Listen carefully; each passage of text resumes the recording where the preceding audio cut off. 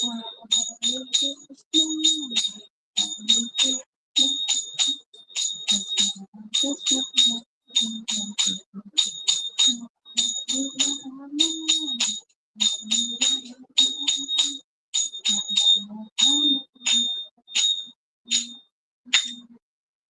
नाम संकीर्तन की जय, जगत गुरु श्रील प्रभुपाद की जय। निताई गौर सीतानाम प्रेमानंदे हरि हरि बोल। हरे कृष्ण। मेरी आवाज आ रही है? हरे कृष्ण।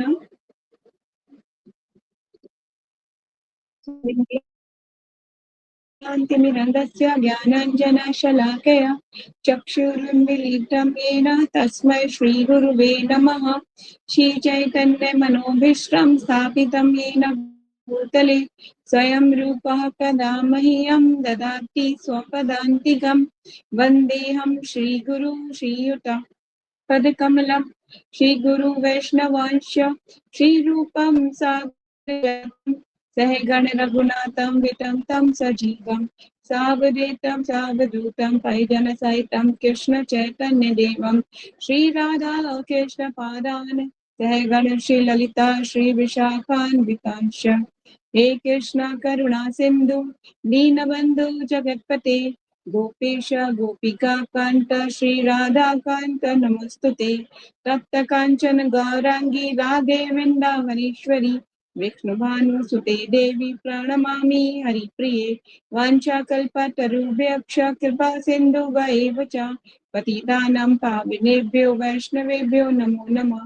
जय श्री कृष्ण चैतन्य प्रभु नित्यानंद श्री अद्वैत गदाधर श्रीवासादि गौर भक्तवृंद। हरे कृष्णा कृष्णा कृष्णा हरे हरे हरे राम राम राम हरे हरे। नमो विष्णु पादाय कृष्ण विष्णाय भूतले श्रीमते भक्ति वेदांत स्वामी नामिने नमस्ते सरस्वती देवे गौरवाणी ने प्रचारिणे निर्विशेष शून्यवादी पाश्चात्य देश तारिणे। नमो विष्णु पदाय कृष्ण विष्णाय भूतले श्रीमते नामचारित्राय गौर कथा भावी दक्षिण गुरुदेव की दक्षिण कृपा।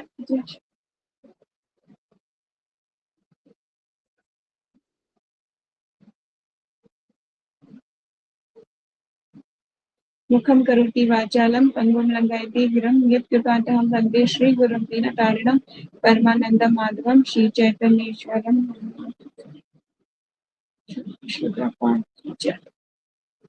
हरे कृष्ण। श्रीमती राधा रानी की जय। तो शुरू करते हैं नेक्स्ट चैप्टर। कल हमने कौन कौन सा चैप्टर पढ़ा था, एक बार इसको रिवाइज कर लेते हैं। अभी और लोग नहीं आए हैं।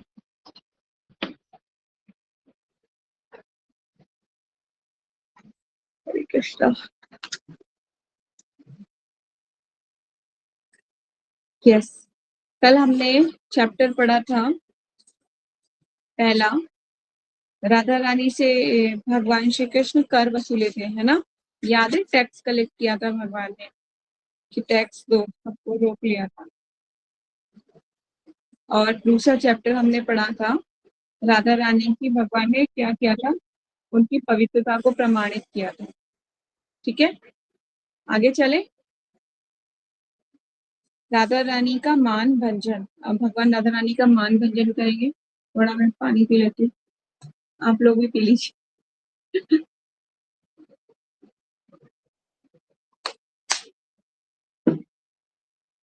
चलिए, हरे कृष्ण। मेरी आवाज आ रही है? श्रीमती राधा रानी की जय। तो आज की लीला में क्या होता है देख लेते हैं।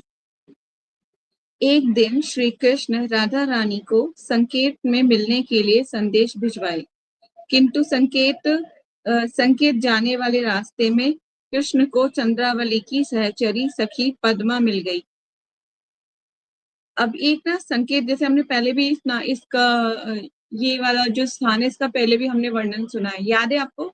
संकेत का पहले भी था ये स्थान का, हमने एक लीला पढ़ी है इस स्थान की। श्री कृष्ण ने क्या किया था, राधा रानी को संकेत में मिलने के लिए संदेश भिजवाया था। किंतु संकेत जाने वाले रास्ते में कृष्ण को क्या मिल गई? चंद्रावली जो है उसकी सखी मिल गई। चंद्रावली कौन है?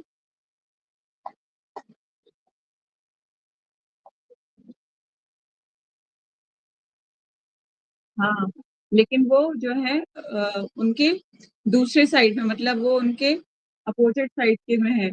अभी राधा रानी वृक्षभानु की पुत्री है और चंद्रावली किसकी है? विंध्य जो पर्वत है उनकी पुत्री है। ठीक है, तो अब चंद्रावली की सखी सहचरी पद्मा मिल गई भगवान को। पद्मा सखी आनंद में विभोर होकर कृष्ण के सामने आ गई और उनका रास्ता रोक दी। पद्मा बोली, कृष्ण तुम बहुत निष्ठुर हो। हम सब मिलकर सब जगह तुमको खोज खोज कर बिल्कुल थक गई हैं, फिर भी हम तुम्हें नहीं ढूंढ पाई। अपने प्रिय सखी चंद्रावली के विषय में आपसे क्या बताऊं, उसके दुख से तो पत्थर भी पिघल जाते हैं। हे हे विगद हे विगद नागर, कृपा करके कम से कम एक बार चंद्रावली के साथ मिलकर उसके प्राणों की रक्षा करो। ये जो लीला है ना, मैं बता देती हूँ। इस लीला पर आई थिंक 2018-19 में मैंने परफॉर्म किया हुआ है। ये इस लीला वो लीला है, इसमें मैं राधा रानी बनी थी और एक माता जी कृष्णा बनी थी। तो अब वो लीला यहाँ शुरू हो गई, ये वही लीला है। तो चंद्रावली की जो सखी बोले, क्या करो, एक बार चंद्रावली के साथ मिलकर उसके प्राणों की रक्षा करो। यदि तुम कहते हो कि अभी तुम्हारे पास समय नहीं है, तो मैं तुम्हें एक भी कदम आगे नहीं जाने दूंगी। उनकी सखी क्या कर रही है? अभी भगवान को चंद्रावली के पास ले जाने का प्रयास कर रही है। ठीक है, आप समझ रहे हैं ना लीलाओं में? चतुर शिरोमणि गोविंद विचार किए, यदि मैं कहता हूं कि मेरे पास समय नहीं है, तो पद्मा मुझे आसानी से जाने नहीं देगी। वे मुस्कुराकर पद्मा से बोले, हे पदो, मैं देवी चंद्रावली के रूप के प्रति बहुत आसक्त हूँ। इस त्रिभुवन में चंद्रावली जैसा प्रिय मेरा कोई भी नहीं है। उसका नाम सुनने मात्र से मेरे हृदय रोने लगता है। मैं उस चंद्रावली को कब कब देख पाऊंगा? हे हे पद्मे हे पद्मे, मैं अवश्य ही अब तुम्हारे साथ चलूंगा, किंतु अभी मुझे महाराज वृक्षभानु निमंत्रण भेजे हैं। उस राजकीय निमंत्रण का सम्मान करने वहां मुझे जाना पड़ेगा। इसीलिए इस समय मैं बहुत बड़ी समस्या में पड़ा हूँ। केवल इतना ही नहीं, आज सुबह से ही महाराज का सेवक मुझे बुलाने के लिए कई बार हमारे घर आया। इसीलिए इस समय मुझे छोड़ दो, जिससे सुबह के साथ उस नियोजित आयोजन में भाग ले सकूं। बाद में मैं लौटकर तुम्हारी प्रिय सखी चंद्रावली से मिलूंगा। कृपया करके मुझे मिलने की व्याकुलता एवं उत्सुकता बताकर उसे शांत करो। भगवान बहुत चतुर है। भगवान सोच रहे हैं कि अगर मैंने इसको नहीं, अगर डायरेक्ट मना करता हूँ तो मुझे जाने नहीं देगी। तो अब भगवान ने थोड़ी चंद्रावली की तारीफ कर दी कि वो बहुत सुंदर है, मैं उसके बिना नहीं रह पाता हूँ। ठीक है, और भगवान कह रहे हैं कि मुझे कहाँ जाना है? वृक्ष भानु के ने कुछ आयोजन किया हुआ, उनके घर जाना है। वृक्ष भानु के घर तो नहीं जाना, भगवान को राधा रानी से मिलने जाना है। अब भगवान बहाना बना रहे हैं पद्मा से। तो अब बोल रहे हैं कि चंद्रावली से मैं बाद में मिलूंगा, और क्या करो, उसको उसकी व्याकुलता को, ये मैंने जो वर्ड बोले हैं, मैंने जो तारीफ करी उसके बारे में, उसको मिलके मेरी उत्सुकता उसको बता दो। चलिए आगे चलते हैं। इस प्रकार अपने विनम्र वाक्यों से कृष्ण पद्मा को प्रसन्न करके उसे विदा लेकर जाने के लिए तैयार हुए। ठीक उसी समय अपने सभी सखियों के साथ चंद्रावली वहां पहुंच गई। चंद्रावली वहां आ ही गई है। ठीक है, ठीक उसी समय अपनी सभी सखियों के साथ चंद्रावली वहां पहुंच गई और वे उन्हें कुंज में ले गई। अब वो अपने कुंज में ले गई है भगवान को। ठीक है, वहां वे चंद्रावली के साथ अनेकों लीलाओं में व्यस्त हो गए। कनाई के दोनों हाथ अपने दोनों हाथों में लेकर चंद्रावली उनसे बोली, हे नंद नंदन, मैं अपना सब काम छोड़कर केवल तुम्हारे दर्शन के लिए इस वृंदावन में सर्वत्र भटक रही हूँ। कभी आपका दर्शन मिल पाता है, कभी नहीं मिलता। जिस दिन आपको देखने का सुयोग मिलता है, उस दिन चारों ओर हर एक पल के समान बीत जाता है। उस दिन चारों पहर एक पल के समान बीत जाता है। मैं तो केवल आपके प्रेम के कारण ही जी रही हूँ। ठीक है, अब चंद्रावली भगवान से अपना प्रेम व्यक्त कर रही है। चतुर कृष्ण चंद्रावली से मधुर स्वर में बोले, हे प्राण प्रिय, तुमसे मिलने के लिए मेरे पास कोई शब्द नहीं है। पद्मा से पूछ लो। वे तुम्हें तुम्हारे प्रति मेरी व्याकुलता के बारे में बतलाएगी। मैं संपूर्ण वृंदावन में तुमको ढूंढता रहता हूँ, और यदि कोई एक बार भी चंद्रा मतलब भगवान कह रहे हैं, अगर कोई एक बार भी चंद्रा का उच्चारण कर दे तो तत्काल में अपना धैर्य खो देता हूँ। यहाँ तक कि यदि कोई आकाश में चंद्रमा को देखता है तो तुम्हारा स्मरण होने लगता है। हमारी सभी इंद्रियां तुम्हारे शरीर का संग पाने के लिए व्याकुल रहती हैं। हे प्रिय, मैं तुम्हारे सामने अपने मन का सारा रहस्य प्रकट कर दिया है। भगवान ना चंद्रावली को उसको मतलब कि इम्प्रेस कर रहे हैं, उसकी जो व्याकुलता उसको शांत कर रहे हैं। भगवान बोलेंगे कि अगर कोई भी मेरे सामने एक बार चंद्रा बोल देता है ना, तो मैं तत्काल ही उसका अपना धैर्य खो देता हूँ। और यदि कोई आकाश में चंद्रमा को देखता है तो मुझे तुम्हारा स्मरण होने लगता है, और हमारी सारी इंद्रियां हमारे शरीर का संग पाने के लिए व्याकुल रहती हैं। मतलब हमारी सारी शरीर की इंद्रियां तुम्हारा संग पाने के लिए व्याकुल रहती हैं। हे प्रिय, मैं तुम्हारे सामने अपने मन का सारा रहस्य प्रकट कर दिया है। ठीक है, तो अभी भगवान चंद्रावली को संतुष्ट करने का प्रयास कर रहे हैं। जब श्री कृष्ण एवं चंद्रावली इस प्रकार बातें कर रहे थे, तभी राधा रानी आ रही है। अब देखो यहाँ पे डेंजर सिचुएशन पैदा हो गई है। जब श्री कृष्ण एवं चंद्रावली इस प्रकार बातें कर रहे थे, तब श्री राधा की सारिका एवं निकटवर्ती वृक्ष की शाखा पर बैठकर सब बातें सुन रही थी। अब राधिका की जो सारिका है वो क्या कर रही है, सब बातें सुन रही है। अभी जाके राधा रानी को बता देगी, देखिएगा। सारिका उसी समय उड़कर राधा रानी की सखियों के पास गई। एक उद्यानोपांत में जो कुछ सुनी थी उन्हें सुना दी। उसने जो वहां सुना था सारी बातें वहां पे सुना दिया। अब देखिए क्या होगा, राधा रानी का गुस्से का क्या हाल होगा। श्री कृष्ण चंद्रावली के कुंज में उनसे मिलने गए। अब उसने क्या क्या बोला कि श्री कृष्ण चंद्रावली के कुंज में उनसे मिलने गए हैं। ये सुनकर ललिता बहुत क्रोधित हो गई और वे अन्य सखियों से बोली, तुम सब गोवर्धन मल चंद्रावली के पति के घर जाओ और उसे सब बताओ। उसे अपनी पत्नी को कमरे के अंदर बंद करके रखना चाहिए। बोलेगी जो अपनी सखियों से बोलिए कि तुम क्या करो, सब इस ललिता बहुत क्रोधित हो गई और वो अपनी सखियों से बोल रही तुम सब जाओ, गोवर्धन मल के घर में जाओ, चंद्रावली का जो पति है उसके घर जाओ, उसे सब बताओ कि उसे अपनी पत्नी को घर के अंदर बंद करके रखना चाहिए। तब क्या होता है नेक्स्ट पैराग्राफ में, तब सब सखियां चंद्रावली की सास करला के घर गईं। सारी सखियां चंद्रावली की जो सास है, करला का नाम दिया गया यहाँ पे, करला के घर गईं। ये सब सुनकर बहुत क्रोधित हो गई और उसी मानसिकता में चंद्रावली के कुंज की ओर चल दी। पद्मा कुछ दूर से ही उस वृद्धा को आते हुए देखकर बहुत भयभीत हो गई। जो उनकी सास है उसको लेके उनके कुंज में जा रही है। तब पद्मा कुंज में जाकर चंद्रावली से उसके सास के आगमन का सूचना दी। चंद्रावली भय के मारे बेहोश हो गई। अत्यंत पूर्ण स्वर में श्री कृष्ण उससे बोले, डरने की कोई बात नहीं है, मैं तुम्हारी रक्षा के लिए यहाँ हूँ ना। इतना कहकर कृष्ण क्षण भर में कात्यायनी देवी का रूप धारण कर लिए। चंद्रावली की सखियां कृष्ण को इस रूप में दर्शन करके बहुत खुश हुईं।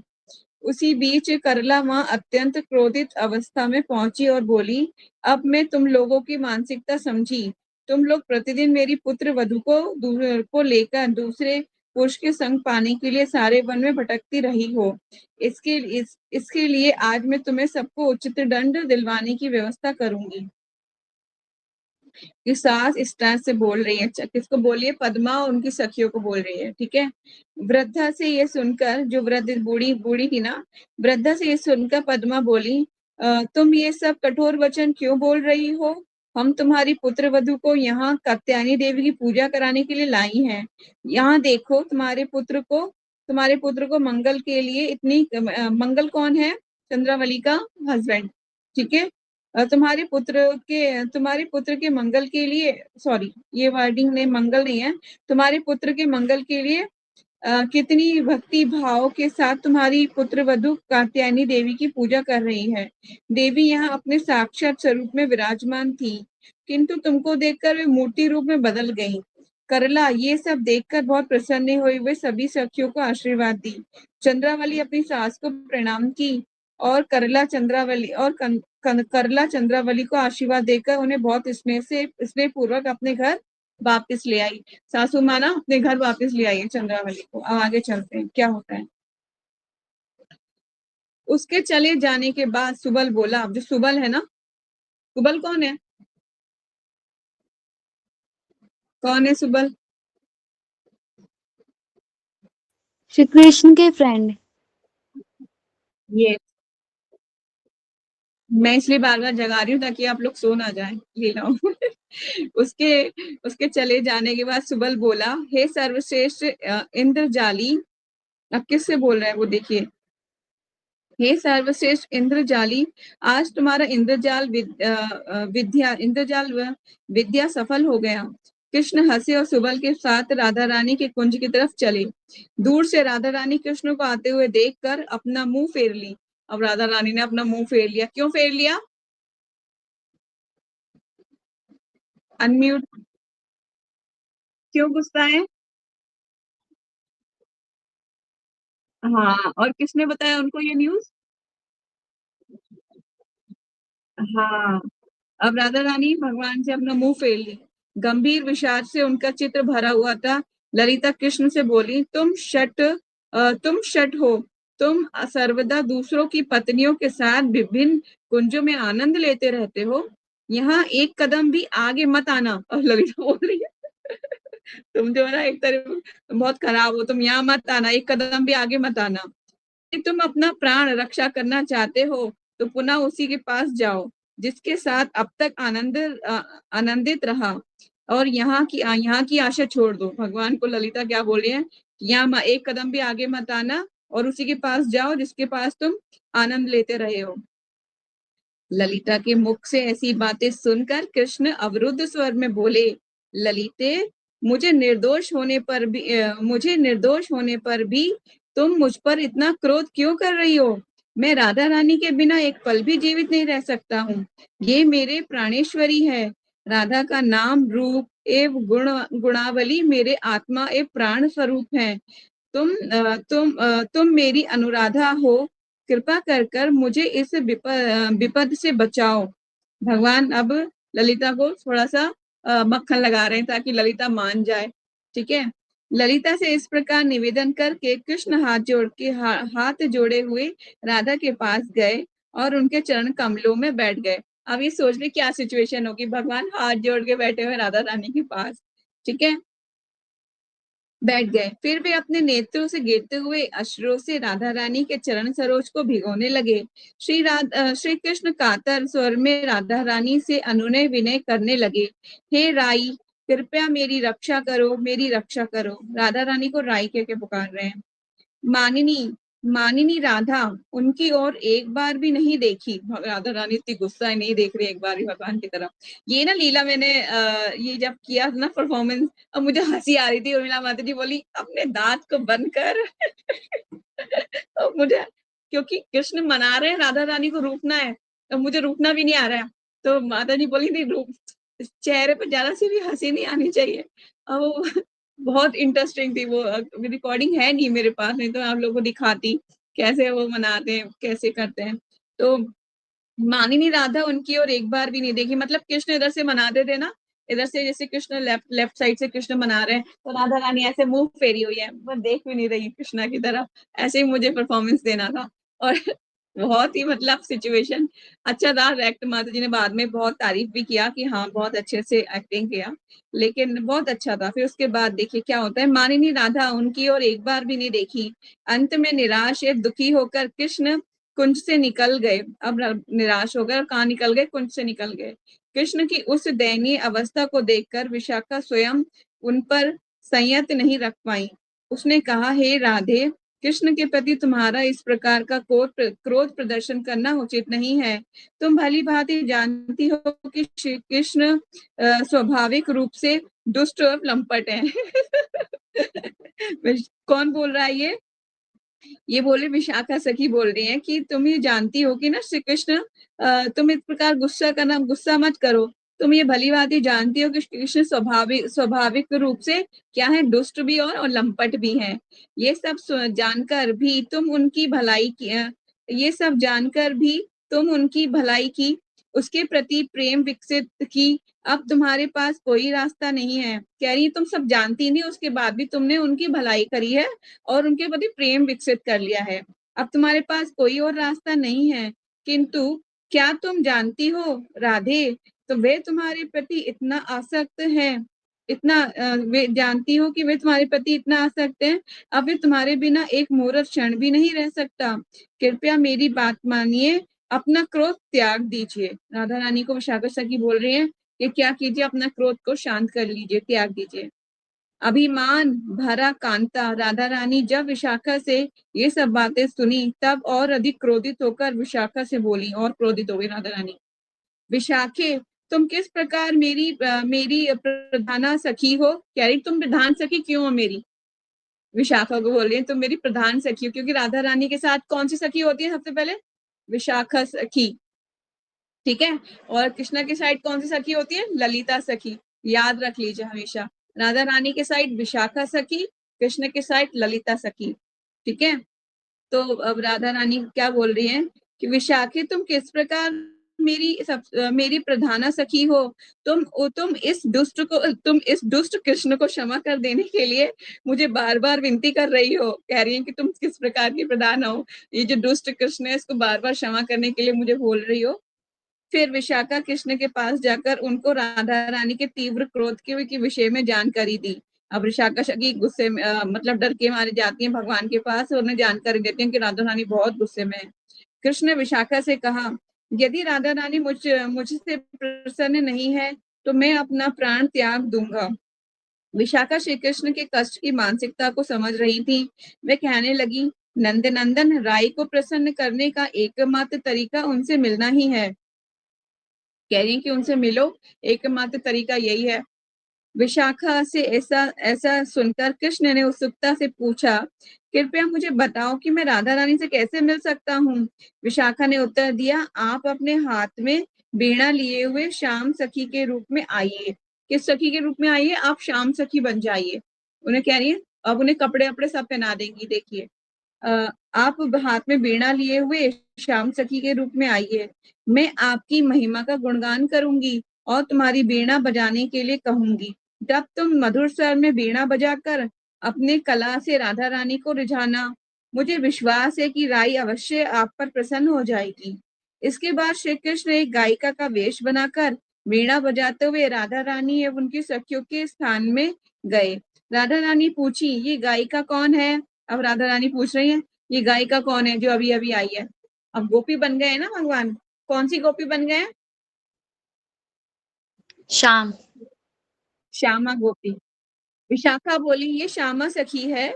इसका इसकी भेष इसका पेशा वीणा बजाना है। मतलब इसका जो प्रोफेशन है क्या है? वीणा बजाना है। आपके महान गुणावली को सुनकर ये यहाँ आई हैं। आपके जो महान गुण है इनको सुनकर यहाँ आई हैं। आज श्री रंग देवी और श्री सुदेवी सखी का अपीयरेंस डे भी है, ठीक है। तो श्री राधा ने श्यामा सखी को वीणा बजाने का आदेश दिया।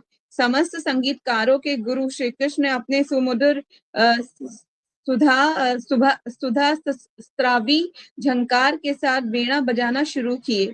वीणा के मधुर स्वर झंकार से चतुराधिक अनुरंजित होने ने लगा। उस मधुरिमा में स्वर का श्रवण करके राधा रानी आनंद में विभोर हो गईं। तुरंत श्यामा सखी रूपी कृष्ण को गले से लगा ली। कृष्ण भी उनका आलिंगन किए एवं राधा कृष्ण के बिंबाधर का चुंबन कर लिए।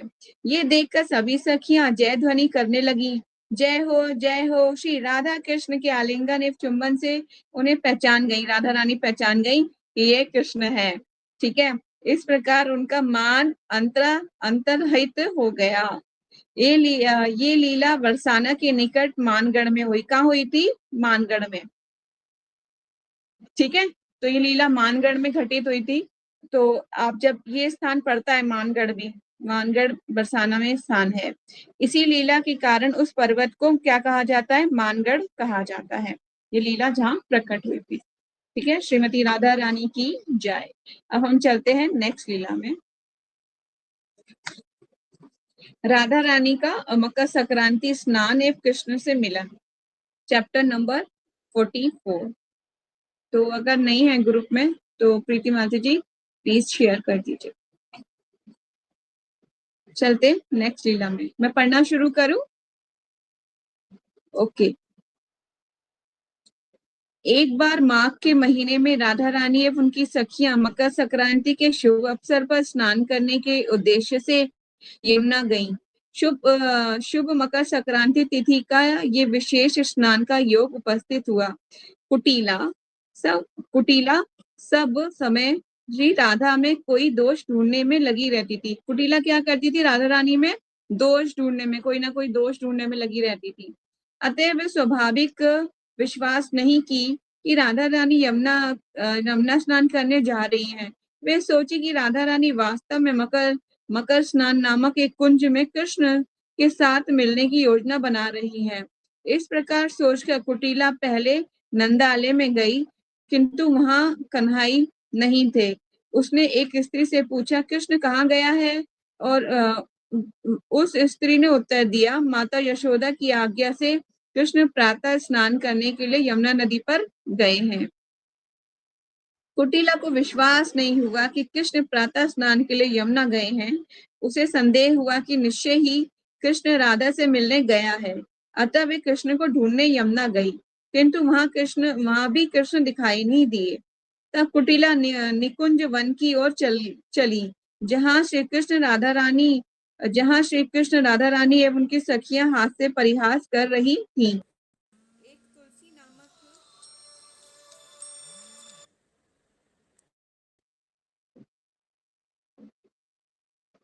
हरे कृष्णा, सॉरी कॉल आ गया था। मेरी आवाज आ रही है? ओके।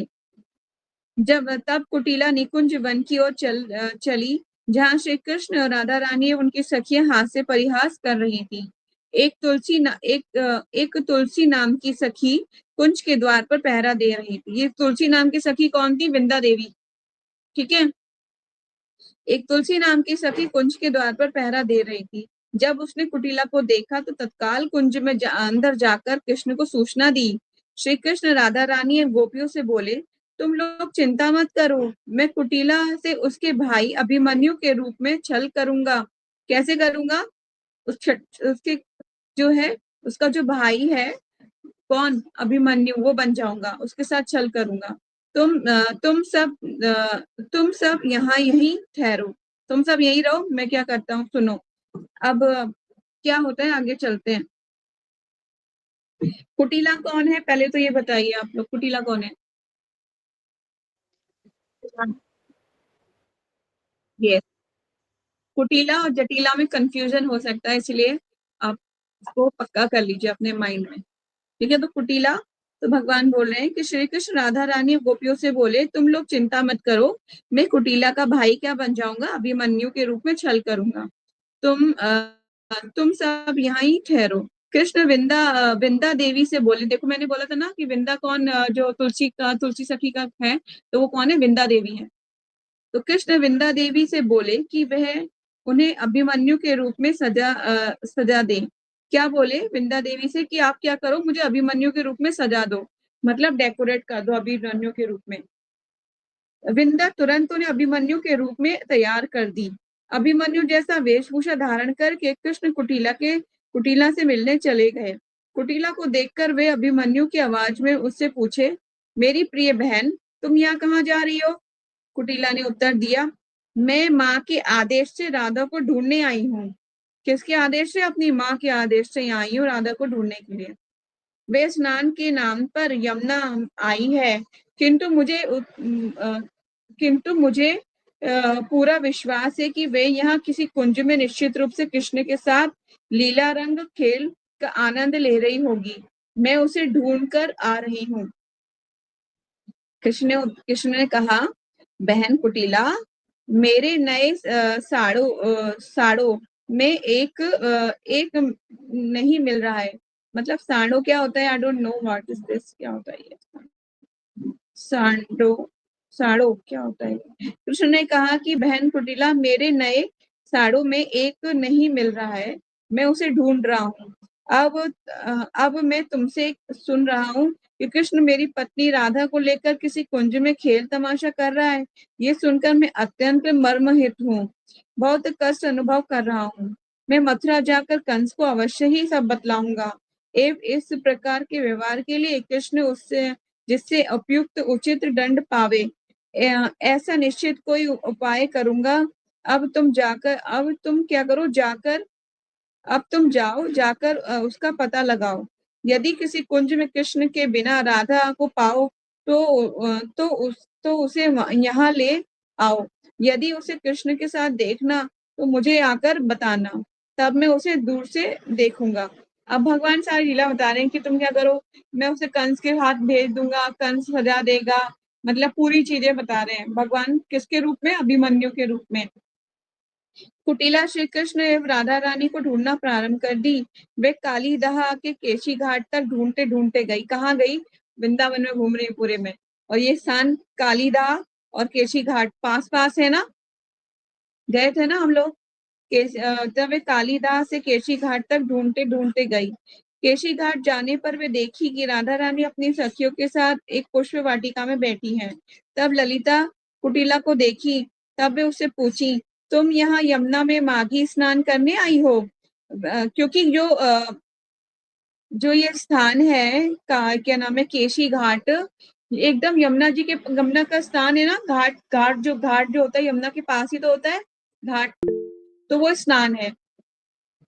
तो कह रही कि राधा रानी पूछे, तुम यहाँ पे माघी स्नान करने आई हो? व्यंग्यात्मक स्वर में कुटिला उत्तर दी, नहीं, मैं यहाँ तुम्हारा चरित्र कैसा है इसकी परीक्षा करने आई हूँ। बड़ी खराब है कुटिला। ललिता पूछी, हमारे चरित्र की परीक्षा करके तुम्हें क्या मिलेगा? क्या मिला? कुटिला उत्तर दी, अब मुझे और कुछ देखने की कोई आवश्यकता नहीं है। मैं यहाँ हरि की शारीरिक सुगंध सूंघकर सब कुछ समझ गई हूँ। हे भगवान। ललिता हरि का अर्थ सिंह करते हुए बोली, हे कुटिले, तुम्हें क्या यहाँ कोई सिंह देखा? हम तो असहाय स्त्रियां हैं, हम सिंहों से बहुत डरती हैं। यदि यदि सचमुच इधर कोई सिंह है तो हमें जल्दी बताओ। हम लोग इस स्थान को से भागकर अपने अपने घर वापस चली जाएंगी। कुटिला से ये सुनकर अत्यंत क्रोधित होकर कुटिला ये सुनकर अत्यंत क्रोधित होकर बोलने लगी, पहले तुम्हारी असली महिमा इस वन में फैल जाए, इसके बाद तुम लोग अपने अपने घर जाना। अब इस कुंज का दरवाजा खोलो, मैं अंदर आकर देखूंगी कि वहां क्या हो रहा है। ललिता बोली, हम ये दरवाजा नहीं खोल सकती। वन देवी इस कुंज को पुष्प द्वार लगाकर बंद की है और वह यहाँ से चली गई है। इस समय इस कुंज का दरवाजा खोलने का साहस नहीं कर सकती। कुटिला बोली, ललिते, तुम सचमुच चरित्रहीना हो। हे भगवान। कुटिला बोली कि ललिते, तुम सचमुच चरित्रहीना हो। तुम ऐसे तो किसी पुरुष के घर नहीं जाती हो, किंतु तुम निश्चित रूप से दूसरे पुरुष को अपने घर में बुलाती हो। फिर कुटिला कुंज के द्वार पर पैरों को ठोकर से खोलकर अंदर प्रवेश कर गई। वहां फूलों से सेज पर उसे श्री कृष्ण की पुष्पमाला एवं राधा का रतनहार एक साथ रखा हुआ पाया। वे उसे उठा ली और ललिता को दिखाते हुए बोली, मैं जानती हूँ तुम लोग स्नान करके यहाँ पुण्य कमा रही हो। तुमने अपने पिता का वंश, माता का वंश और ससुर का वंश तीनों का उद्धार कर दिया है।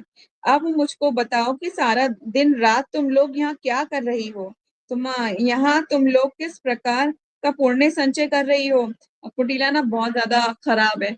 क्या बोल रही है कि ना, मुझे ना उसको क्या मिल गया है वहां पर? राधा रानी का रतनहार मिल गया है और कृष्ण का क्या मिल गया है? पुष्प का हार।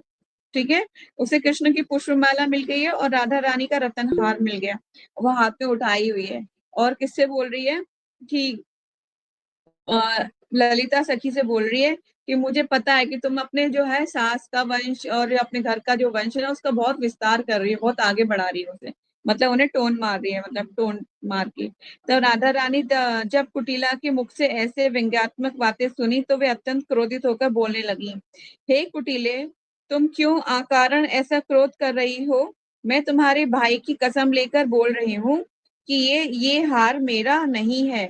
अब तुम्हारी जो इच्छा हो वे कर सकती हो। कह रही है राधा रानी गुस्से में आके कि ना, तुम जो ये अकारण गुस्सा कर रही हो कुटिले, तो जो तुम देख रही हो ये मैं तुम्हारे भाई की कसम खाकर बोल रही हूँ कि ये मेरा हार है नहीं है, इसके अलावा तुम्हें जो करना है तुम कर लो।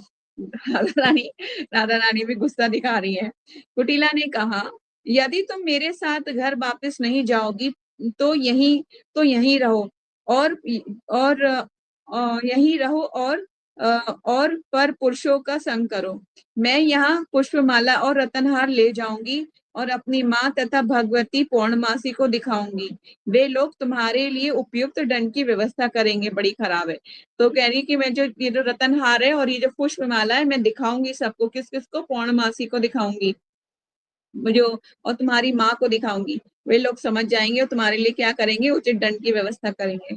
कुटिला तेजी से कुंज से बाहर निकल गई और वे तेज गति से वहां गई जहां कृष्ण अभिमन्यु के वेश में बैठे थे।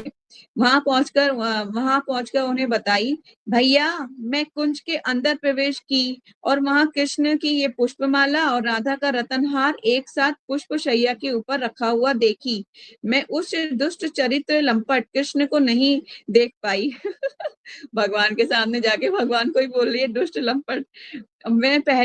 मैं पहले ही वहां उस कुंज में वे पहले ही वहां से जा चुका था। कह रही कि मैं उस लंपट को देख नहीं पाई, वो पहले ही वहां से जा चुका है। कृष्ण कुटिला को बताए, तुम ये पुष्पमाला एवं रतनहार लाकर बहुत बड़ी सेवा की है। तुमने क्या है, बहुत बड़ी सेवा की है। तुम ये रतनहार ले आई और पुष्पमाला ले आई, बहुत बड़ी सेवा की है। अब देखिए आगे क्या होता है। मैं इन टूटी हुई मालाओं को लेकर मथुरा जा रहा हूँ। मैं अपने प्रिय मित्र गोवर्धन मल चंद्रावली के पति को भी ये सब दिखलाऊंगा और उन्हें बतलाऊंगा कि नंद महाराज का पुत्र तुम्हारी पत्नी को वृंदावन के वन में लाता है और उसे दूषित करता है। कृष्ण जैसे तुम्हारी पत्नी को नष्ट किया है, वैसे ही वे सबकी पत्नियों को दूषित कर रहा है। तुम्हें अवश्य ही ये सब बातें कंस को बताना चाहिए। कृष्ण एवं नंद महाराज इन दोनों को वहां ले जाकर अच्छी तरह दंड दिलवाने की व्यवस्था करनी चाहिए। प्रमाण के तौर पर मैं इसको हार और माला दूंगा। दोपहर तक मैं अपने घर वापस आ जाऊंगा। तुम जाकर माँ को ये संवाद दे दो। मैं मथुरा जा रहा हूँ। तुम दोनों घर में ही रहना। जब राधा घर वापस लौटे तो उसको कुछ मत बताना, कुछ मत बोलना, क्योंकि नंद महाराज यदि जान जाएंगे कि कंस उन्हें और कृष्ण को गिरफ्तार करके मथुरा ले जाने के लिए सिपाही पुलिस भेजने वाला है तो वे डरकर दूसरे देश चले जाएंगे। कुटिला को इस प्रकार सलाह देकर अभिमन्यु वैशी कृष्ण मथुरा की ओर चल दिए।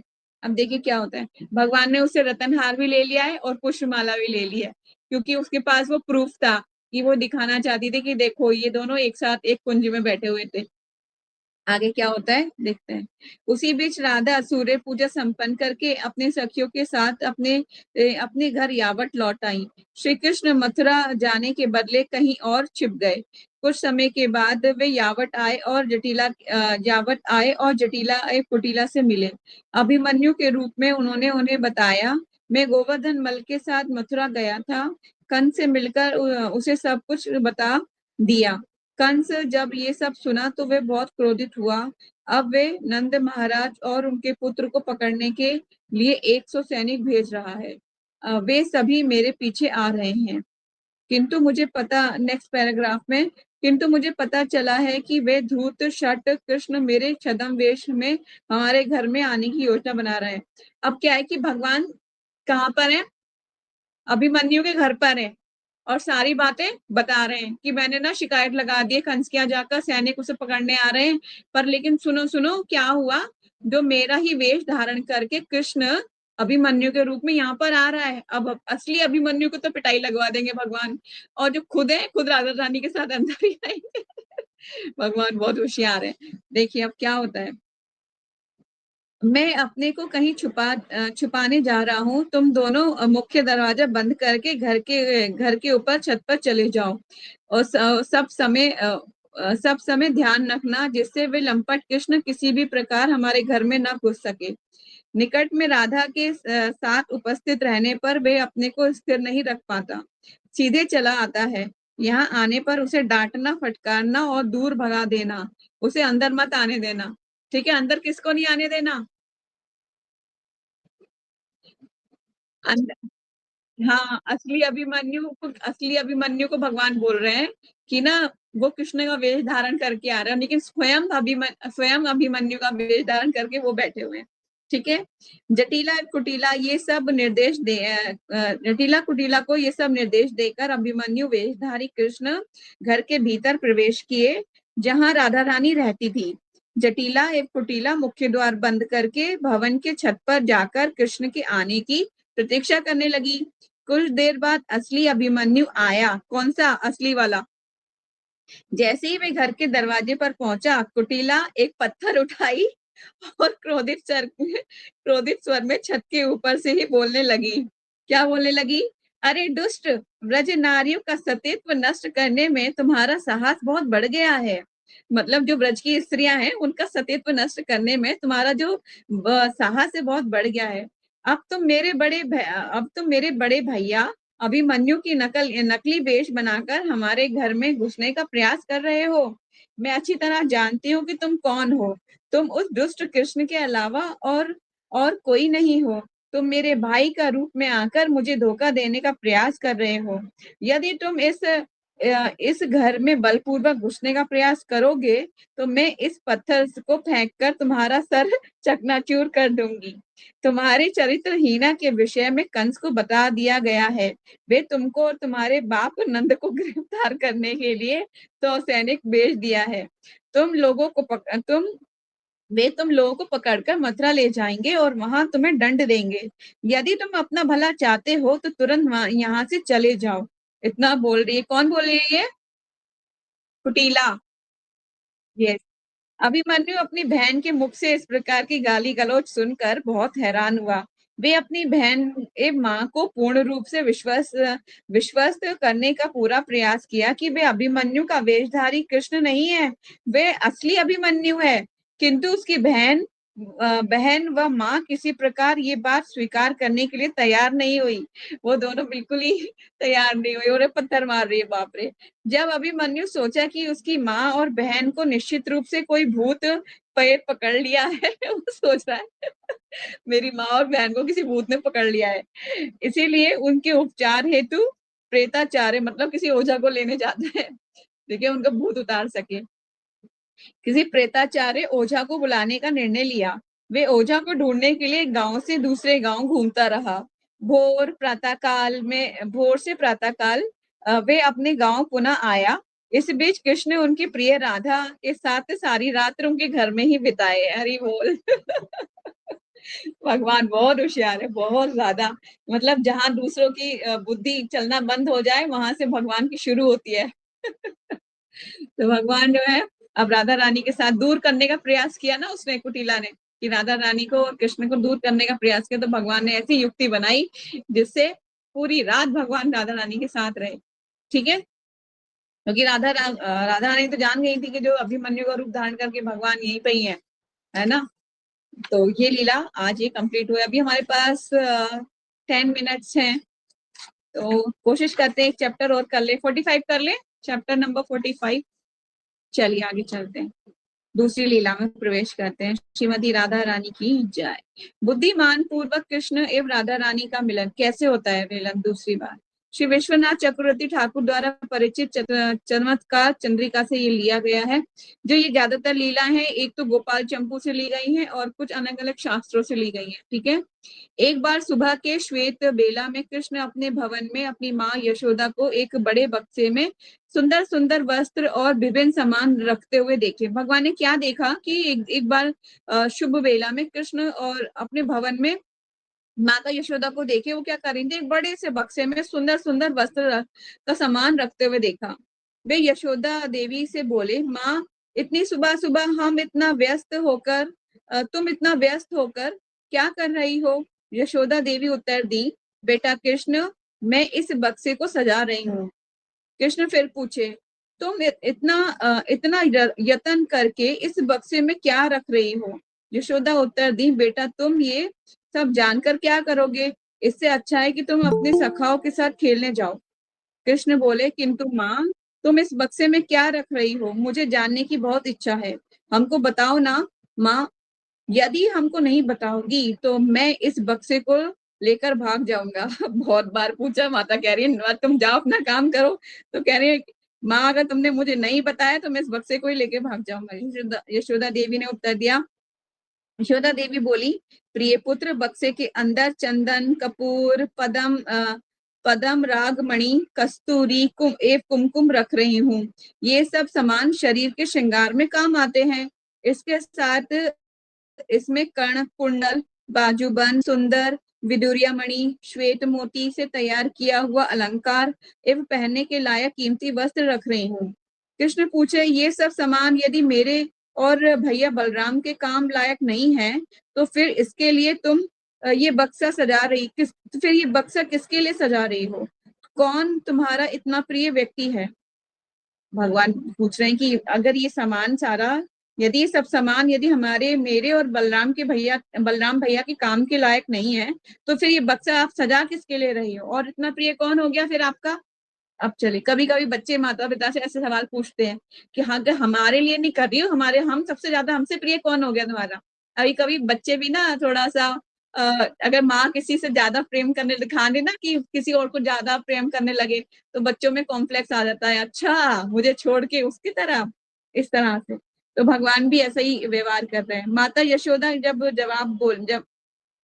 यशोदा जवाब में बोली, प्रिय पुत्र, तुम्हारे पुण्य कर्म ए पूर्व जन्म में तपस्या के परिणाम से विधाता हमको प्राण रक्षा के लिए तुम्हें तुम्हारे जैसा पुत्र दिया है। इसी प्रकार इस गोकुल में एक अन्य कन्या रह रही है जो मेरे जीवन की रक्षा के लिए औषधि के समान है। वे युक्ति सभी गुणों में संपन्न है। वे बहुत सरला, सुंदरी एवं विनीता एवं निष्पापा है। निष्पापा लिखा है, निष्पाप होना चाहिए। इस प्रकार एक स्त्री में जो गुण होना चाहिए वे सभी शुभ लक्षणों एवं सद्गुणों से वह विभूषिता है। उसका नाम है क्या? क्या नाम है? राधा। राधा। यस, श्री राधा, उसका नाम है राधा। उसके प्रति मैं एक स्वाभाविक प्रीति का अनुभव सर्वदा करती हूँ। वे हमारे जलते हुए आंख के लिए शीतल कपूर दीपक के समान है। मैं इस बक्से में उसके लिए रत्नों का आभूषण एवं पोशाक सजा रही हूँ। ठीक है। कृष्ण जब अपनी माता के मुख से राधा नाम सुने तो उस समय उनका संपूर्ण अंग रोमांचित हो गया। वे पुनः आग्रह पूर्वक जिज्ञासा किए, हे माता जी, वह युक्ति कौन है और वे किसकी पुत्री है? वे कहाँ रहती है? किस प्रकार उसके प्रति आपका इतना प्रेम हो गया? कृपया करके मुझे सब कुछ बतलाओ। अब भगवान क्या कह रहे हैं, वो है कौन, जरा उसके बारे में बताओ मुझे, है कौन? कई बच्चे बोलते हैं ना कि किससे इतना प्रेम हो गया है आपको मम्मी, जरा हम भी उसके बारे में जानना चाहते हैं। ऐसा होता है। माता यशोदा उत्तर दी, मेरे प्रिय पुत्र सुनो, ये कन्या हमारी बहन कीर्तिदा के गर्भ से उत्पन्न हुई है एवं इस प्रकार वे वृक्षभानु महाराज के संपूर्ण वंश का उद्धार कर रही है। ये कन्या इस समय अपने पति के घर यावत गांव में रह रही है। इस हरि समय बोल। यहाँ जो ये बोल रहे हैं कि कीर्तिदा के गर्भ से हुई है, ये यहाँ पे ये नरेशन जो है ये गलत है ना। मेरे को ऑब्जेक्ट नहीं करना चाहिए, बट क्योंकि हम सभी जानते हैं कि वो तो कमल के पुष्प से आई हैं, लक्ष्मी स्वयं लक्ष्मी है। तो ये जो बोल रहे हैं इसमें जो नरेटेड कर रहे हैं ना, ये दिस इज थोड़ा सा अनएक्सपेक्टेड हो गया ये। इसमें राधा रानी के आविर्भाव में ना 3-4 स्टोरीज हैं, पर किसी स्टोरी में अलग तरीके से बताया गया है, किसी में अलग बताया गया है। अब ये जो बताया चमत्कार चंद्रिका से लिया गया है, तो अलग अलग शास्त्रों में अलग अलग तरीके से लिखा हुआ है, तो उसमें कभी कभी हमें ऐसा लग सकता है कि गलत है, पर उनके हिसाब से वो चीज सही होती है। तो जैसा वो वहां लिखा हुआ है वैसे ही हमें उसको समझना चाहिए। चलिए, सॉरी, चलो, हरे कृष्णा। हरे कृष्णा। ये कन्या हमारी बहन कीर्तिदा के घर से उत्पन्न हुई है एवं सब प्रकार से वृक्षभानु महाराज के संपूर्ण वंश का उद्धार कर रही है। ये कन्या इस समय अपने पति के घर यावत में रह रही है। इस समय इसका पति अभिमन्यु हमारे घर कुछ कार्य निमित्त तुम्हारे पिताजी से भेंट करने आया है। वह इस समय बाहर बैठकर तुम्हारे पिताजी के साथ बातचीत कर रहा है। उसकी बातें पूरी होने पर ये बक्सा उसकी पत्नी राधा को देने के लिए मैं उसे दूंगी। राधा रानी के लिए बक्सा सजा रही है कौन? यशोदा मैया। ठीक है। उसी समय लवंग लता नामक एक दासी माता यशोदा के पास आई और उनसे बोली, आप जिन दो स्वर्णकारों रंगन एवं टंकन को बुलाई थी। मतलब इस टाइप के जो जो स्वर्णकार होते हैं ना, जो कंगन वगैरह बनाते हैं, रंगन एवं टंकन को बुलाई थी, वे दोनों आपस में मिलने के लिए आए हैं। ये बात सुनकर यशोदा घनिष्ठा से बोली, मैं कृष्ण के लिए मुकुट, कर्णफूल एवं बाजूबंद बनवाने के लिए स्वर्णकारों को बुलाने जा रही हूँ। तुम इस बक्से को लेकर अंदर रख दो। जब ब्रजेश्वरी यशोदा घर के बाहर चली गई, तब कृष्ण एक आनंद लेने का विचार किए। अब देखिए क्या होगा, भगवान ना क्या करेंगे, इस बक्से में ही बैठ जाएंगे राधा रानी से मिलने के लिए। देखिए क्या होगा, बक्से के अंदर घुस जाएंगे। कृष्ण एक आनंद लेने के लिए विचार किए। वे अपने सखाओं को बुलाकर बक्से को एक निर्जन स्थान में ले जाने के लिए बोले। वे उस बक्से में से सब सामान बाहर निकालकर धनिष्ठा मतलब यहाँ पे उनका मित्र है, धनिष्ठा को दे दिए। उसके बाद स्वयं कृष्ण बक्से के अंदर घुसकर सुबल को बाहर से ताला बंद करने को कहे। भगवान घुस गया, सुबल को बोला ताला बंद कर दो बाहर से। बक्सा यथास्थान रख दिया गया। स्वर्णकारों से मिलकर अपना कार्य पूरा करके माता यशोदा घर लौट आई। तब अभिमन्यु उनसे मिलने आया। माँ यशोदा अभिमन्यु से बोली, प्रिय बेटा अभिमन्यु, मैं सभी प्रकार के सुंदर सुंदर मणि रतन अलंकार, श्रृंगार द्रव्य एवं रेशमी वस्त्र इस बक्से में भर दी हूँ। आप इस बक्से को ले जाकर राधिका को देकर बोलना, माता यशोदा देवी तुम्हारे लिए इस बक्से में श्रृंगार के अनेक प्रकार के रतन अलंकार आदि भेजी है। उसको पहनकर तुम परम सौभाग्यवती होगी। उस बक्से को ढोकर अभिमन्यु यावट ले आया। रास्ते में मन ही मन सोच रहा था कि ब्रजेश्वरी सारा मूल्यवान सामान दी है। मैं इस संपत्ति को देकर लाख लाख गायें खरीदूंगा। बक्से में अभिमन्यु अपनी पत्नी राधा के लिए स्वयं कृष्ण को ढोकर लाया। ठीक है, और क्योंकि बक्से में कौन है, भगवान स्वयं है, अब उन्हें ढोकर लाया है। कृष्ण अभिमन्यु की मानसिकता पर अंदर अंदर से हंस रहे थे और आनंद ले रहे थे। अभिमन्यु उस बक्से को अपने घर ले गया और अपनी माता जटिला के सामने रखा। माँ, आज मैं यशोदा देवी के घर गया था। वे मुझको अत्यंत प्रेम के साथ भोजन कराई। उसके बाद ये सब मूल्यवान मणिरत्न तुम्हारे पुत्र वधु राधा के लिए भिजवाई हैं। ये आशीर्वाद कही है कि जो इस अलंकार वस्त्र आदि को पहनेगी, वे परम सौभाग्यवती होगी। ये आशीर्वाद भी दिया है। Next paragraph. वे अपने पुत्र की बात सुनकर जटिला सोची, आज अभिमन्यु यशोदा से यहाँ ये सब उपहार लाया है, इसे देखकर राधा अत्यंत प्रसन्न होगी। वे अभिमन्यु से बोली, हे पुत्र, ये बक्सा बहुत भारी है। कुटिला राधा एवं में कोई इस भारी बक्से को उठा नहीं सकती है। तुम इस बक्से को उठाकर राधा के शयन कक्ष के सामने बरामदे में रख दो। राधा वहां से आसानी पूर्वक बक्से के सामान ले सकती है। क्या कह रहे हैं, राधा रानी के कमरे के बाहर बरामदे में रख दो, राधा रानी आराम से इसमें से सामान निकाल देंगी, क्योंकि कुटिला जो है नहीं उठा पाएगी ये बक्सा, ना राधा रानी उठा पाएंगी। अपनी माँ की आज्ञा अनुसार अभिमन्यु बक्से को उठाकर राधा रानी के शयन कक्ष के पास रख दिए। कुछ दूर से राधा एवं ललिता बक्से को देखी। कौन देख रही थी दूर से, ललिता और राधा रानी। राधा रानी बोली, ललिते, मैं कृष्ण विरह में अत्यंत कष्ट पा रही हूँ, किंतु इस समय मेरा बाम वृक्ष मतलब उनके लेफ्ट साइड बाम नयन और बाम हाथ फड़क कांप रहा है, और जो निकट में मेरे किसी सौभाग्य का सूचक है। इस बक्से को देखकर मेरे हृदय में प्रबल खुशी संचालित हो रही है, क्योंकि शक्ति और शक्तिमान जैसे कभी अलग नहीं हो सकते ना, इसी तरह से जैसे भगवान आसपास भी होंगे, राधा रानी को पता चल जाएगा। ठीक है, मेरे हृदय में प्रबल खुशी संचालित हो रही है। ऐसा लगता है कि हमारे सौभाग्य के बल से इस बक्से के भीतर कुछ ऐसी वस्तु है जो मेरे लिए परम प्रिय है। ललिता बोली, हे सखी, आज अभिमन्यु ब्रजेश्वरी यशोदा के घर गए थे। मेरे मन में आ रहा है कि वे आपके शरीर के श्रृंगार के लिए कुछ मूल्यवान अंगाभरण दी है, इसीलिए आपका बाम अंग कांप रहा है। कह रही हैं कि आपके शरीर के लिए कुछ ऐसे आभूषण दिए, इसलिए शायद आपके लेफ्ट साइड के अंग फड़क रहे हैं।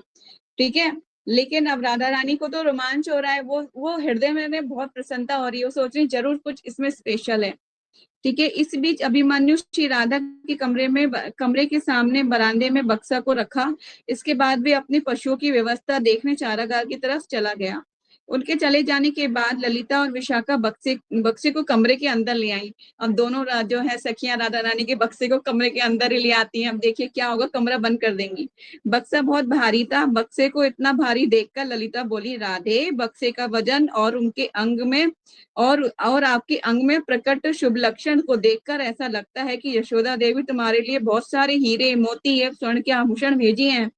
गोपियां बक्से को घेर कर खड़ी हो गईं एवं राधा रानी उनसे बोली, श्री राधा, जब अंदर आपके प्राण प्रिय कृष्ण का दर्शन की आगे चलते हैं। राधा रानी दोबारा पीछे चलते हैं। यशोदा देवी तुम्हारे लिए बहुत से हीरे, मोती और स्वर्ण के आभूषण भेजी हैं। गोपियां बक्से को घेर कर खड़ी हो गईं एवं राधा रानी उसे खोली। अब राधा रानी ने उसे खोल दिया है। ठीक है, राधा रानी उसे खोली। श्री राधा जब अंदर अपने प्राण प्रिय कृष्ण का दर्शन की तब वे प्रेमानंद में विभोर हो गई। सखियां हाथ से ताली बजाते हुए हंसने लगी और बोली, ओ इसमें ये कौन है? राधा तत्काल लज्जित हो गई, मतलब मुस्कुराने लगी राधा रानी और मतलब और शर्माने लगी, ये लज्जित हो गई। और उस समय वे अपने कमरे में थी। यथा उपयुक्त वस्त्र नहीं पहनी थी, मतलब उचित वस्त्र कभी कभी होता है ना, हम कभी कभी अपने बेडरूम में होते हैं तो मतलब ऐसे ही दुपट्टा कहीं और जा रहा है और चोली पहनी हुई है और नीचे का ऊपर का नहीं है, तो वो उपयुक्त वस्त्र भी नहीं पहनी थी। इसीलिए कृष्ण उस अवस्था में देखकर वे लज्जित हो गई। कृष्ण को सामने देखा तो उन्हें शर्म आने लगी।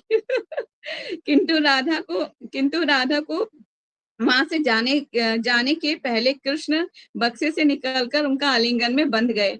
ललिता बोली, हे राधे, इस बक्से में यहाँ आया वह अत्यंत सौभाग्यवान है। तुम्हारे पति जिन्होंने इसको मस्तक पर धारण करके यहाँ लाया है वे भी सौभाग्यवान है। जिन्होंने बक्से में भिजवाया है वे भी ब्रजेश्वरी यशोदा भी सौभाग्यवती है। जिसके लिए ये भेजा गया है वे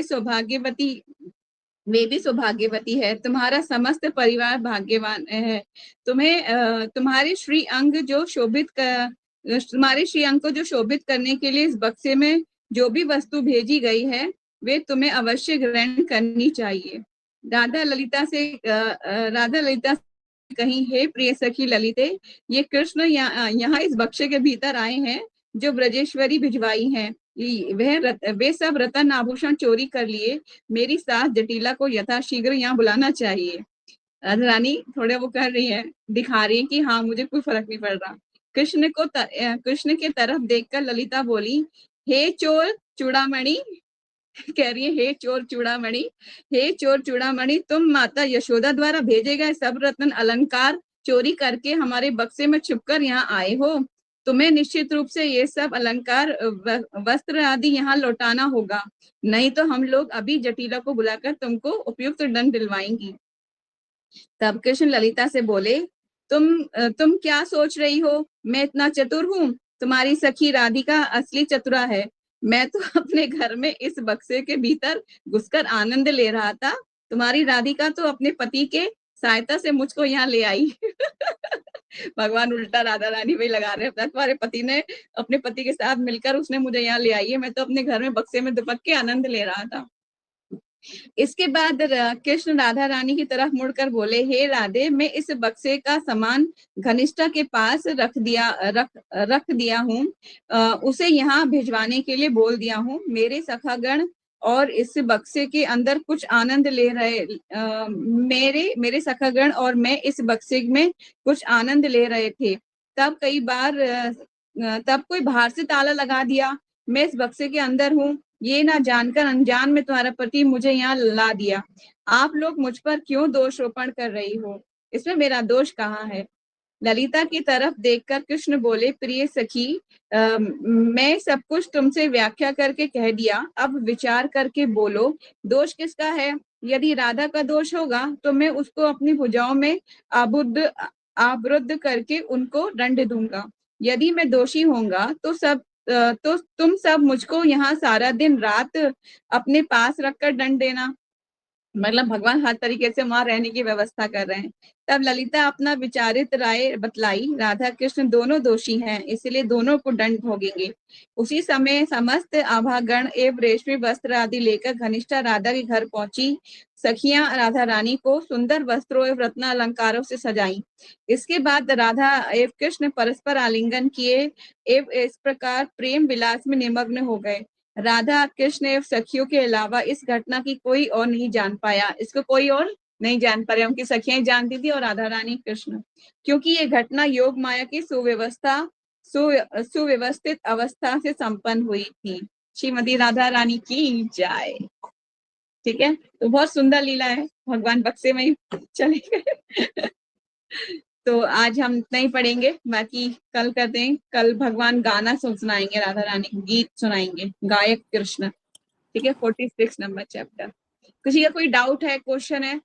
नहीं तो फिर वाइंड अप करते हैं। मेरा था बीच में, वो आपने बोला कि जैसा है वैसा हमें मानना पड़ेगा। क्यों मानना पड़ेगा? पर शास्त्रों में कोई चीजें ऐसी होती हैं जो मतलब हम अलग अलग कल्पों में अलग अलग कहानियां घटित होती हैं, क्योंकि ये जो भगवान की नित्य लीलाएं हैं ये हर एक कल्प में अलग अलग होती है ना, इसीलिए पर हमें तो जैसे इस्कॉन में जो बुक्स हैं जो हम पढ़ रहे हैं, तो हमें उन्हीं को फॉलोवर होना चाहिए ना।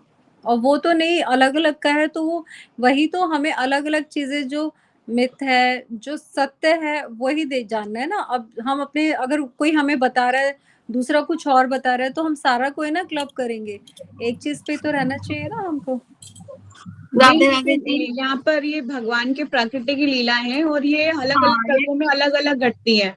जैसे कि ब्रह्मा जी के 12 दिन में जैसे एक सहस्त्र युग, 1000 युग बीत रहे हैं, एक है ना, जो त्रेता द्वापर सतयुग, त्रेता द्वापर कलयुग, 4 ये तो बीत जाते हैं ना 1000 बार, तो ऐसे ही बीतते रहते हैं। और हर एक कल्प में अलग अलग घटनाएं होती हैं। कभी राधा रानी जो है कमल के पुष्प पे वृक्ष भानु को मिलती हैं, कभी जो पर है पूतना लेके उड़ जाती है, जो है विंध्यराज की पर ये पुत्री तो के रूप में जन्म लेती हैं। पर अलग तो अलग ये कल्प में लगती हैं। मैं मानती हूँ, लेकिन यही तो सारी ना कंफ्यूजन है कि नहीं, बिलीवर जो है ना, अब आप जैसे देखो ना, बोलो जीवन कैसा है, जैसा बना लो वैसा। जिस रूप में भी जो उसको लिखता है वो उसके अकॉर्डिंगली उसको मानते हैं। सभी की नहीं अलग अलग धाराएं, अलग अलग व्यूज होते हैं ना। नहीं, हमें अपना, हमें किसी का व्यूज नहीं चाहिए, सत्यता पे जाना है। जैसे 5500 वर्ष तो हो ही गए हैं ना इस वाले उसको। तो उसमें जो हमारा अब जैसे अभी हमारा जो चल रहा है अभी, जैसे आप पाठ बता रहे हो, बीच में कई चीजें तो हैं कि हाँ लगती हैं, लेकिन कई चीजें आती हैं तो ऐसा लगता है काल्पनिक हो रही हैं। नहीं माता जी, काल्पनिक कुछ नहीं होती। जैसे मैंने बताया कि अलग अलग कल्पों में अलग अलग राधा रानी के प्रकृति की अलग अलग कहानियां हैं, अलग अलग चीजें हैं। तो ठीक राधा है, तो रानी का वो जो प्रकट्य हुआ है वो बार बार कोई ना है, वो तो जो अभी जो नहीं, कृष्णा जी के साथ लीलाएं हैं वो नहीं वही माता जी, बार बार हुआ है, बार बार हुआ है। हर एक बार जब भी द्वापर युग आएगा अलग अलग घटनाएं घटेंगी, अलग अलग नहीं, लीलाएं घटेंगी। कुटिला और जटिला जो है वो तो एक ही है ना, सास और बहू, जो सास और हाँ नंद है उनकी। हाँ, तो लेकिन वो लीलाएं बार बार, अलग अलग घटेंगी माता जी। कभी कभी देखिए ऐसा होता है कि जैसे आप और मैं है, ठीक है तो अब आपस में हम हर बार मिलेंगे तो अलग लीलाएं होंगी ना, सेम नहीं होंगी। इसीलिए माता पिता भी हम हर कल्प में अलग अलग माता पिता धारण करते हैं।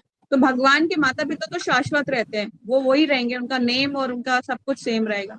पर लीलाएं कभी कभी आपस में आगे पीछे होती हैं, तो प्रकृति की लीलाएं भी आगे पीछे होती हैं। अलग अलग ग्रंथों में अलग अलग है, गोपाल चंपू में अलग है, और अलग अलग शास्त्रों में अलग अलग तरीके से वर्णित किया। जैसे श्रील प्रभुपाद जी ने नहीं अपना किसी उसमें इनका राधा रानी जी का बताया है, लीला जो है हमारे अपने वैष्णव का नहीं है कुछ। नहीं माता जी, राधा रानी के बारे में जो इस बुक में जो लिखा गया है इसी से सारी लीलाएं बताई जाती हैं। भक्ति पुरुषोत्तम स्वामी महाराज की ये बुक है, और कहाँ कहाँ से ये लीलाएं दी गई हैं उसके बारे में भी पूरा बताया जाता है। राधा रानी का प्रकृति के बारे में अलग अलग शास्त्रों में दिया हुआ है, क्योंकि बहुत गुह्यतम है ना। ये जो राधा रानी का सब्जेक्ट है, इसको पढ़ाना और पढ़ना बड़ा ही मतलब हमारी बुद्धि के परे की चीजें हैं। अब यहाँ पे जो जिस लीला के अभी हम घुसे, जिस लीला में हम घुसे थे, उसमें परस्पर भगवान आलिंगन कर रहे हैं। हम फिजिकल फॉर्म में चले जाएंगे और हम मटेरियल सोर्स से लगेंगे, ओ जैसा वो ये मटेरियल कर रहे हैं, पर वो एक बॉडी का ही पार्ट है जो अलग अलग हुआ है। लीलाएं कर, नहीं वो तो आई तो अंडरस्टैंड। वो चीजें फिजिकल फॉर्म में नहीं है। अब अलग राधा रानी के प्रकृति के बारे में भी अलग अलग, विंध्यराज की पुत्री के रूप में जन्म हुआ, फिर और फिर उसके बाद उनको पूतना लेके उड़ गई, फिर पूतना के हाथ मंत्रोच्चारण से पूतना के हाथ से छूटने लगी, चंद्रावली अलग गिर गई और राधा रानी फिर अलग गिरी। तो फिर वो मुखरा को मिली, मुखरा राधा रानी की जो है नानी है, उन्होंने जाके अपने दामाद उनको दिया। तो इस तरह से पूरा वितरण राधा रानी के उस पर हमने इससे चर्चा कर चुके हैं पहले, हमने ना इसकी शुरू में स्टार्टिंग में हम तभी राधा मेरे रानी को का बीच में, मैंने बीच में से ज्वाइन किया है ना, तो इसलिए हो हाँ, सकता इसलिए कंफ्यूजन आपको हो रहा है। हमने ना शुरू में ही राधा रानी की सारी प्राकृतिक और पूरा चीजें हमने कंप्लीट कर चुके हैं। तो आपको है। भेज अभी देंगे हम इसका जो, पीडीएफ। हाँ वो मेरे को भेज देना पीडीएफ। और वो अभी ना टेम्पल में बताना चाहूंगी, श्री श्री हरिदास गोस्वामी जी का ना 5 डेज तक उनका अभी वो चल रहा है, तो इसके बारे में भी आप थोड़ा कल बताना लेक्चर में। श्री श्री हरिदास गोस्वामी जी की जो लीलाएं हैं उनमें से जो गोपाल जी के साथ उनकी है, तो थोड़ा बताना, अच्छा लगेगा इनको, रोचक लगेगा। क्योंकि अभी हरिदास हम उनके ठाकुर लिए के बारे भोग में 6 दिन का हम उनको भोग दे रहे हैं। जैसे महाराज जी की थाली बनती है ना, जैसे भगवान का हम प्रसाद वर्ल्ड महाप्रसाद। वर्ल्ड वो आ रहे हैं ना, हरि नाम फेस्टिवल है ना, होली हाँ नेम, होली हाँ, नेम फेस्टिवल चल रहा है।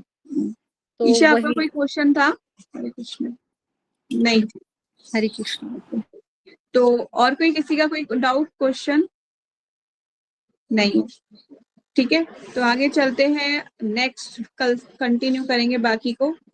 और जो प्राकृतिक की जो लीला जो पेजेस हैं शुरू के, आप लोगों में से कोई शेयर कर देगा जो राधा रानी के प्राकृतिक की जो हमने स्टोरीज करी थी उसका जो पिक्चर्स है, एक बार शेयर कर दीजिएगा ग्रुप में। राधा रानी के प्राकृतिक की अलग अलग स्टोरीज है ना, 3-4 स्टोरीज है ना, कैसे कैसे प्रकृति होता है, तो यस उसकी माता शेयर जी, कर दूंगी, मैं सेंड कर हाँ, दूंगी। तो वो आप शेयर कर दीजिएगा, बाकी हम कल कंटिन्यू करेंगे। ठीक है, thank you so much for joining. Hare Krishna वांछा कल्पतरुभ्यश्च कृपा सिंधुभैव च पतितानां पावनेभ्यो वैष्णवेभ्यो नमो नमः। अनंत कोटि वैष्णव भक्तविंद की जय, नामचार्य दास ठाकुर की जय, जगत गुरु शील प्रभुपाद की जय, निताई गौर सीतनाथ प्रेमानंदे। हरि हरि बोल। Hare Krishna. Thanks for Hare joining Babita माता जी, अनुराधा दीदी, Isha, Preeti, Jay Shri, thanks for joining. Hare Krishna. Hare Krishna. Hare Krishna माता जी, धन्यवाद।